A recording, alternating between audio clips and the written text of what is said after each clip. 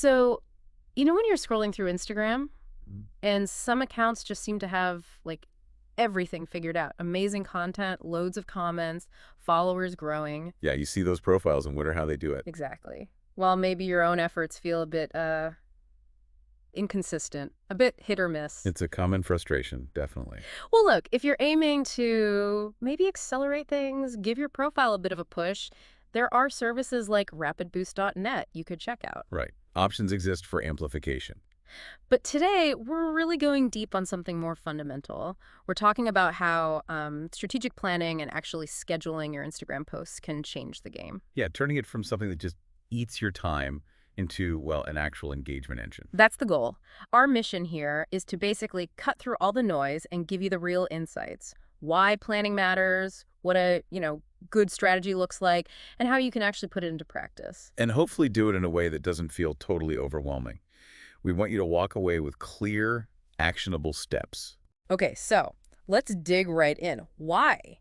Why is planning and scheduling so critical? Because honestly, it sometimes feels like it kills the whole spontaneous vibe of social media.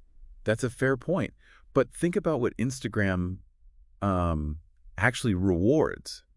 The algorithm, it's designed to promote stuff that gets real interaction. Real interaction, meaning more than just likes. Exactly. Comments, shares, saves, meaningful DMs.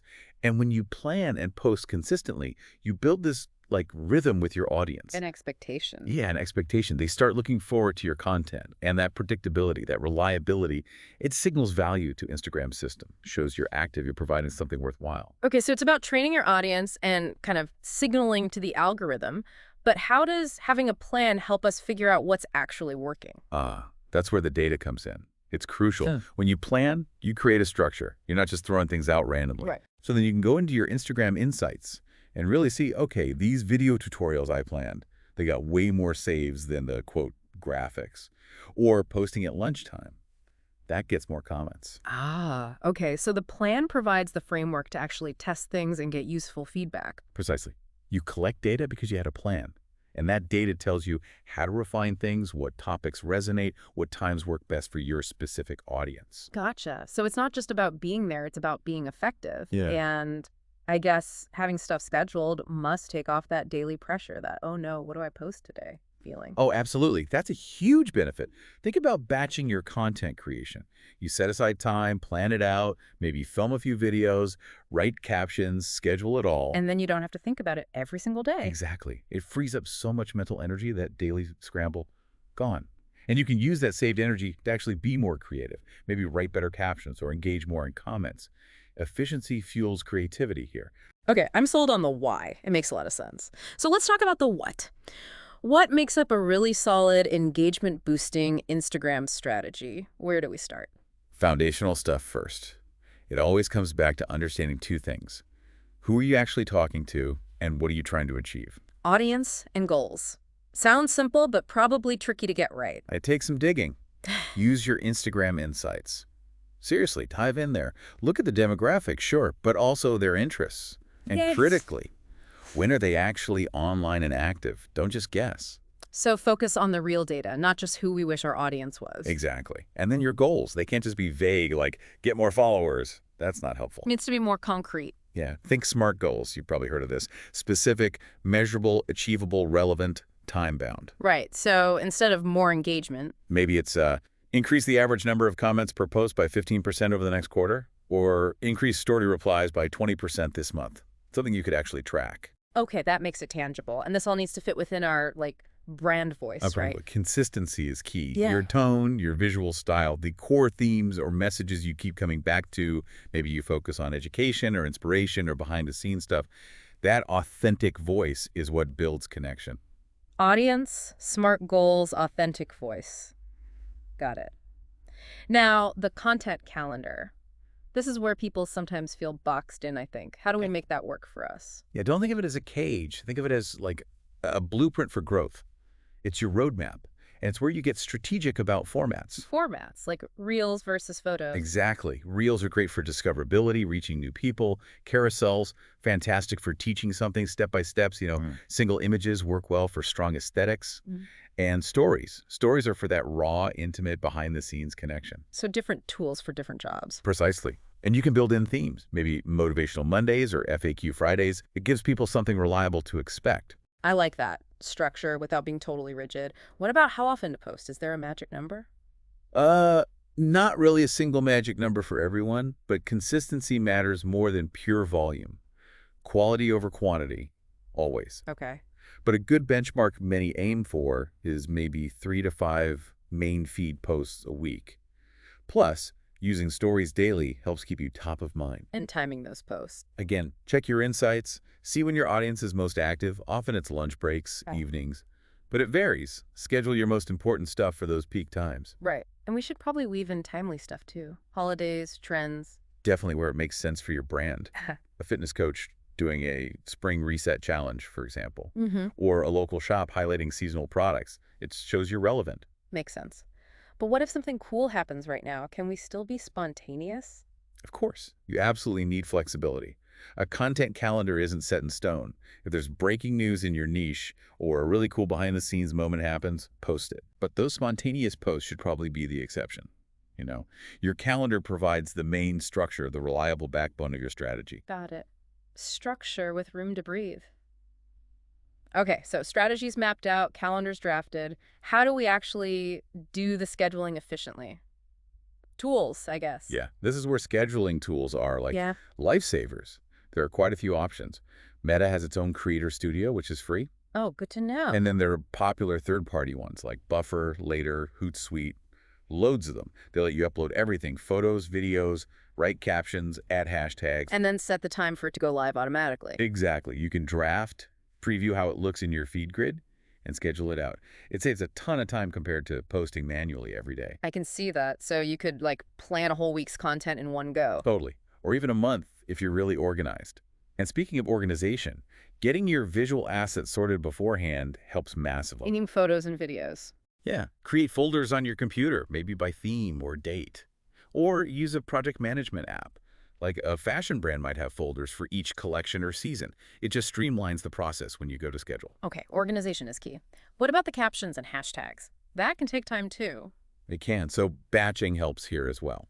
When you're planning, think about crafting captions that actually encourage engagement. Ask questions. Share little stories. Include a clear call to action.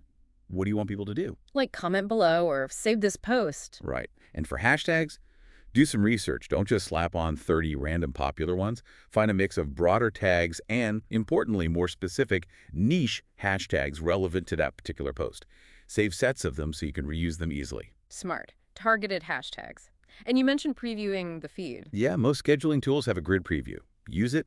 See how your upcoming posts will look together. Does the color palette flow? Is it visually appealing? That overall aesthetic matters for attracting and keeping followers. Okay, this is all super practical. Plan, create, organize, schedule. But how do we know if it's actually working? We can't just set it and forget it, right? Absolutely not. The analysis and iteration part is crucial. It's an ongoing cycle. You need to regularly track your performance. Beyond just counting likes. Way beyond likes. Look at saves. That means people found it valuable enough to keep. Look at shares. They liked it enough to show others. Comments, story replies, reach. Those deeper engagement metrics tell a much richer story. And Instagram Insights has all that. Yep, Insights is your best friend here. Dive in regularly, maybe weekly or bi-weekly. Look for patterns. What types of content are getting the most saves? Which topics spark the most comments? Are Reels really boosting your reach? So find the patterns in the data. And then pivot. If you see that behind-the-scenes videos kill it, make more of those. If polished graphics fall flat, maybe rethink that approach. Don't be afraid to experiment either. Try A/B testing. Like posting the same kind of content at different times? Exactly. Or trying 2 different caption styles for similar posts. See what moves the needle. It's all about learning and refining. Constant learning. Okay.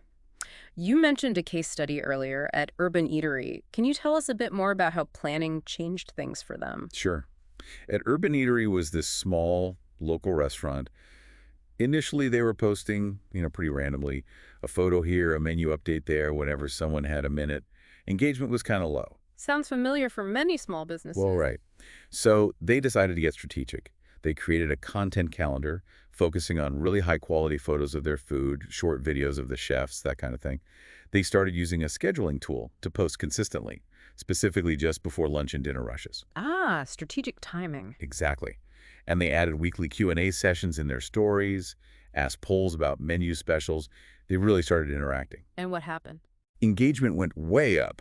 More comments, more people saving posts of dishes they wanted to try. They built a real community feel, and their follower count grew steadily, leading to more foot traffic too. It really showed how that planned, consistent, timed approach made a real difference. That's a fantastic example. Really brings it home. Okay, so for someone listening right now, maybe feeling a little overwhelmed but wanting to start, what's actions step number 1? Step 1, keep it simple. Just start with understanding. Spend maybe an hour this week digging into your Instagram insights. Who is your current audience? What are they online? Okay, know the audience. And then define your top, let's say, 3 engagement goals. Make them SMART goals. What do you really want to improve in the next month or two? Write it down. All right, insights review and set 3 SMART goals. Step 2.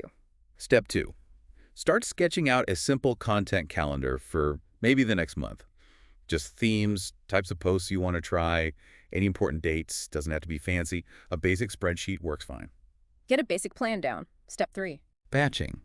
Set aside a block of time, maybe 2-3 hours one day, specifically for content creation. Take photos, shoot short videos, draft some captions, and look up relevant hashtags. Get ahead of the game.